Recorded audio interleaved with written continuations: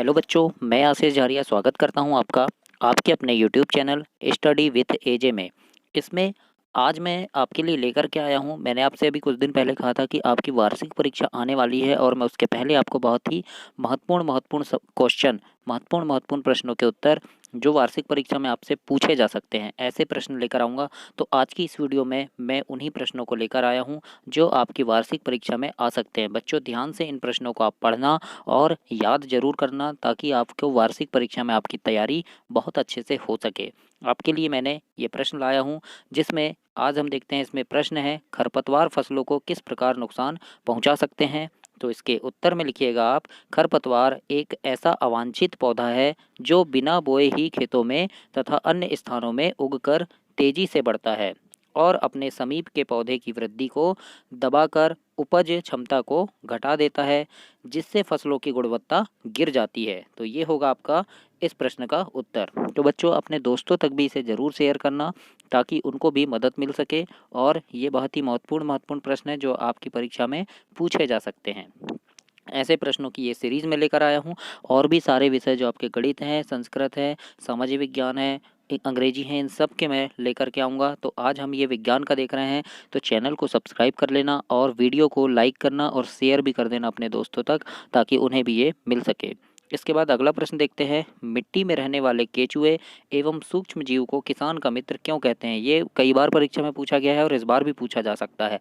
तो इसका उत्तर में आएगा बच्चों, याद करना आप, मिट्टी में रहने वाले कछुए एवं सूक्ष्म जीव को किसान का मित्र इसीलिए कहा जाता है क्योंकि यह मिट्टी का अपरदन करके उसे उपजाऊ बनाते हैं, जिससे किसानों की फसलों में बढ़ोतरी होती है।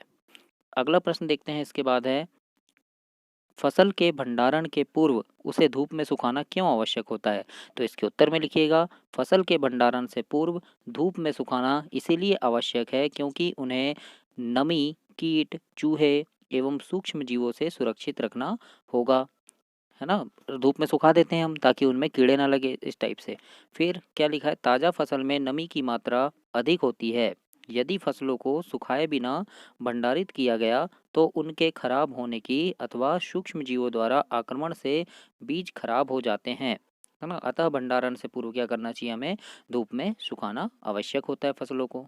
तो ये इस प्रश्न का उत्तर इस प्रकार से आप लिखिएगा।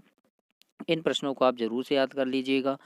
फिर अगला प्रश्न है इसमें, प्रतिजैविक का उपयोग करते समय हमें क्या क्या सावधानियां बरतनी चाहिए। तो इसके उत्तर में लिखिएगा बच्चों, डॉक्टर की सलाह पर ही प्रतिजैविक की दवाएं लेनी चाहिए। फिर सर्दी जुकाम फ्लू में प्रतिजैविक हमें नहीं लेनी चाहिए। और अगला होगा, अनावश्यक रूप से प्रतिजैविक नहीं लेना चाहिए क्योंकि यह प्रभावशाली नहीं होगा। इसके बाद अगला प्रश्न देखते हैं हम। अगला प्रश्न है आपका, नाइट्रोजन चक्र को आरेख द्वारा प्रदर्शित कीजिए। तो आपको पेपर में पूछ सकता है बच्चों, नाइट्रोजन चक्र बनाने के लिए तो देख लीजिए नाइट्रोजन चक्र किस प्रकार से बनता है। तो मैंने यहाँ पे जो बनाया है उस प्रकार से आप बनाइएगा, है ना। देखो, मिट्टी में उपस्थित यौगिक नाइट्रोजन होते हैं, उसके बाद ये जीवाणु द्वारा नाइट्रोजन यौगिकों का गैसीय नाइट्रोजन में परिवर्तन हो जाता है। फिर ये क्या होता है, वायुमंडलीय नाइट्रोजन में बदल जाते हैं और यहाँ से क्या होता है, ये तड़ित द्वारा नाइट्रोजन इस पर स्तरीकरण हो जाता है ना।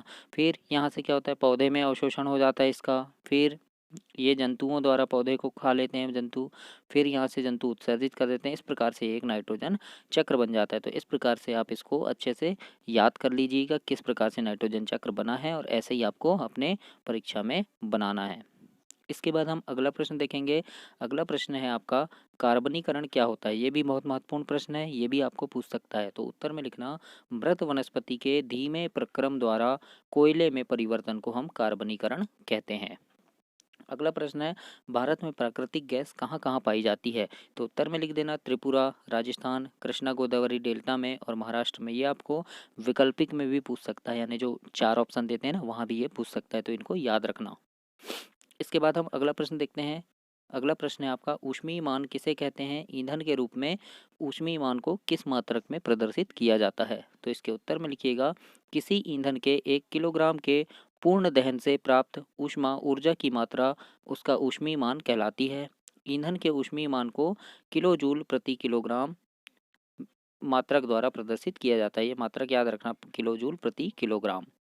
इसके बाद अगला प्रश्न है आपका, ईंधन क्या है? अच्छे ईंधन की विशेषताएं लिखिए। तो इसके उत्तर में लिखना बच्चों, घरेलू और औद्योगिक उपयोगों से संबंधित ऊष्मा ऊर्जा के प्रमुख स्रोतों लकड़ी, काष्ठ कोयला, पेट्रोल, मिट्टी का तेल आदि हैं। ये पदार्थ ईंधन कहलाते हैं। और अच्छा ईंधन वह है जो सहज उपलब्ध हो जाता है और यह सस्ता होता है।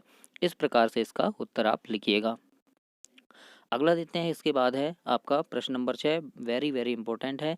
रेड डाटा बुक क्या है या रेड डाटा पुस्तक क्या है, इसकी आवश्यकता क्यों होती है?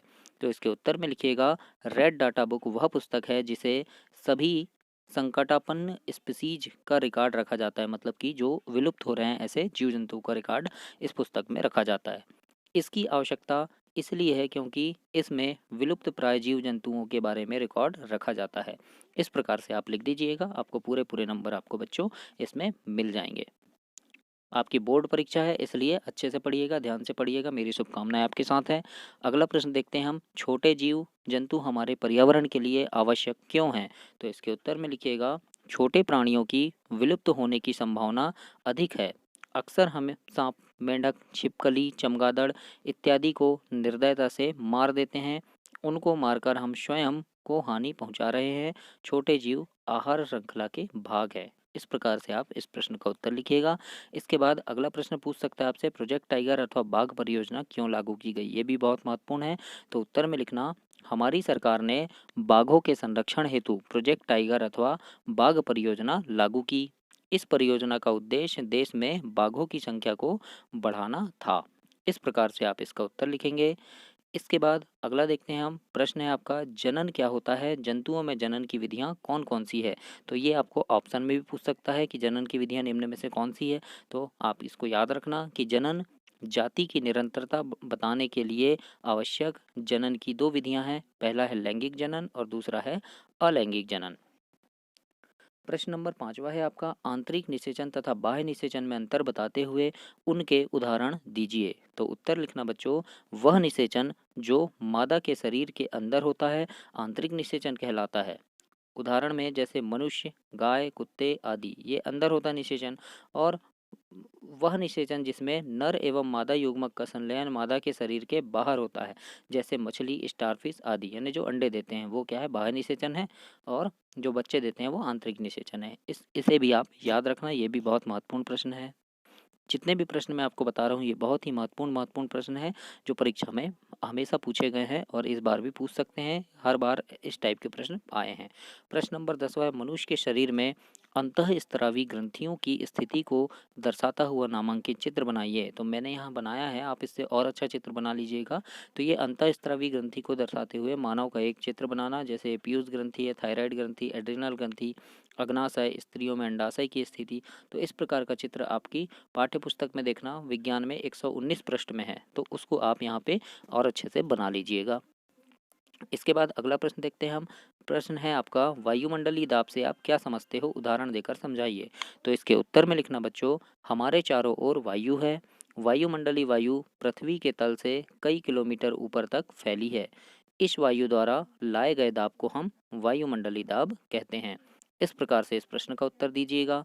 इसके बाद अगला देखते हैं हम। दीर्घ उत्तरी प्रश्न में आपको ये पूछ सकता है कि असंपर्क बल किसे कहते हैं? स्थिर वैद्युत बल एवं गुरुत्वाकर्षण बल को उदाहरण देकर समझाइए। इसमें आपके 3 प्रश्न कंप्लीट हो रहे हैं, एक असंपर्क बल हो रहा है, स्थिर वैद्युत बल और गुरुत्वाकर्षण बल।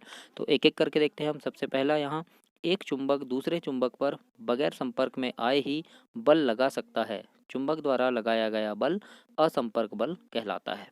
दूसरा में है, एक आवेशित वस्तु द्वारा किसी दूसरी आवेशित वस्तु अथवा अनावेशित वस्तु पर लगाया गया बल क्या कहलाएगा? स्थिर वैद्युत बल कहलाएगा। इसके बाद अगला है कि विश्व में सभी वस्तुएं चाहे वे छोटी हो या बड़ी हो एक दूसरे के ऊपर बल लगाती है और यह गुरुत्वाकर्षण बल कहलाता है।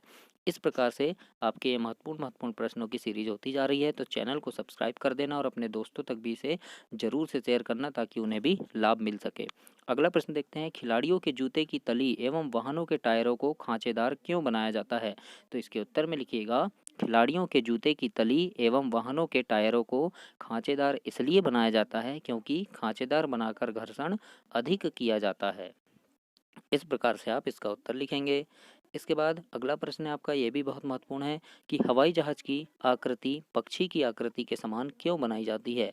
तो इसमें लिखना बच्चों, तरल घर्षण को कम करने के लिए वायुयान की आकृति पक्षी की आकृति की तरह बनाया जाता है। अगला देखते हैं, इसके बाद आपका अगला प्रश्न है, ध्वनि प्रदूषण क्या है। ध्वनि प्रदूषण के प्रमुख कारणों को सूचीबद्ध कीजिए। वेरी वेरी इंपॉर्टेंट प्रश्न है बच्चों, तो इसको ध्यान से देखना, पढ़ना अच्छे से। वातावरण में अत्यधिक अवांछित ध्वनि को हम ध्वनि प्रदूषण कहते हैं। अवांछित मतलब जो हमको पसंद नहीं होती। ध्वनि प्रदूषण के प्रमुख कारण हैं वाहनों की ध्वनियाँ, विस्फोट, पटाखे फोड़ना, मशीनें, लाउड स्पीकर की आवाज़, ऊंची आवाज़ में चलाए गए टेलीविज़न आदि। तो जब बहुत तेज़ ध्वनि होती है तो हमें पसंद नहीं होता ना, तो यही है ध्वनि प्रदूषण, तो इसको आप लिख दीजिएगा। इसके बाद अगला देखते हैं, तड़ित से अपनी सुरक्षा के उपाय लिखिए। यानी तड़ित यानी जो बिजली चमकती है उससे हम कैसे सुरक्षित हो सकते हैं, ये लिखना है हमको, तो लिख दीजिए। गरज सुनते ही किसी सुरक्षित स्थान पर तुरंत हमें पहुंचना चाहिए। उसके बाद है, अंतिम गर्जन के बाद सुरक्षित स्थान से बाहर आने के पहले कुछ देर प्रतीक्षा करनी चाहिए, मतलब कुछ देर रुक जाना चाहिए, हमें तुरंत बाहर नहीं निकलना चाहिए। इसके बाद कंप्यूटर, टीवी आदि उपकरणों के प्लग निकाल देना चाहिए, है ना। टीवी के, कंप्यूटर के, फ्रिज के, इनके प्लग हमको निकाल देना चाहिए जब बिजली गरजती है तो। इसके बाद देखते हैं प्रश्न नंबर अगला है आपका, सर्दियों में स्वेटर उतारते समय चट चट की ध्वनि क्यों सुनाई देती है ना, ऐसे जब हम स्वेटर उतारते हैं चट चट ऐसे निकलती है, चिंगारी भी निकलती है, आवाज़ भी आती है। तो ऐसा क्यों होता है, हम लिखना है, तो यहाँ लिखना आप, ऐसा इसलिए होता है क्योंकि जब हम स्वेटर को अपने शरीर से उतारते हैं तो यह अन्य कपड़ों या शरीर के साथ आकर्षित हो जाता है तथा हमें चट चट की ध्वनि इससे सुनाई देती है। इस प्रकार से आप इसका उत्तर लिखिएगा। इसके बाद हम अगला देखते हैं कि तड़ित चालक किसे कहते हैं तथा यह भवन की सुरक्षा किस प्रकार करते हैं। तो इसके उत्तर में लिखना बच्चों, तड़ित चालक एक ऐसी युक्ति है जिसका उपयोग भवनों के तड़ित के प्रभाव से बचने के लिए किया जाता है। किसी भवन के निर्माण के समय उस भवन की छत पे धातु की छड़ स्थापित कर दी जाती है। इस छड़ का सिरा नीचे जमीन में गहराई तक दबा रहता है। धातु की छड़ विद्युत आवेश के जमीन तक पहुंचने के लिए एक सरल पथ प्रदान करती है। इस प्रकार से आप इस प्रश्न का उत्तर लिखेंगे। और जितने भी प्रश्न बता रहा हूँ सारे आपके बहुत ही महत्वपूर्ण प्रश्न हैं, तो इनको जरूर देख लीजिए और आप पढ़ लीजिएगा। नेत्रों के लिए बहुत कम या बहुत अधिक प्रकाश हानिकारक क्यों होता है। तो इसके उत्तर में लिखिएगा, अपर्याप्त प्रकाश से सरदर्द हो सकता है। सूर्य या किसी शक्तिशाली लाइट का तीव्र प्रकाश अथवा लेजर टार्च का प्रकाश रेटिना को क्षति पहुंचाता है, मतलब हमारी आंख को खराब कर देता है। इसके बाद अगला प्रश्न है, प्रकाश का विक्षेपण किसे कहते हैं। विक्षेपण की घटना को दर्शाने वाला कोई प्राकृतिक उदाहरण लिखिए। तो इसके उत्तर में लिखना बच्चों, प्रकाश के अपने रंगों में विभाजित होने का को प्रकाश का विक्षेपण हम कहते हैं। इंद्रधनुष विक्षेपण को दर्शाने वाली एक प्राकृतिक परिघटना है। तो ये हुए आपके बहुत ही महत्वपूर्ण सवालों की सीरीज। आज मैंने विज्ञान का वीडियो दिया है, अगला वीडियो आपका गणित का, अंग्रेजी का, सामाजिक विज्ञान का, संस्कृत का, सारे सब्जेक्ट के सारे विषय के मैं वीडियो आपको दूंगा जो बहुत ही महत्वपूर्ण है, जो वार्षिक परीक्षा में आपके प्रश्न ये आ ही सकते हैं। इनमें से बहुत सारे प्रश्न आएंगे, तो इन प्रश्नों को तो आप बहुत अच्छे से पढ़िएगा और भी पढ़िएगा। मेरी शुभकामनाएं आपके साथ हैं। चैनल को सब्सक्राइब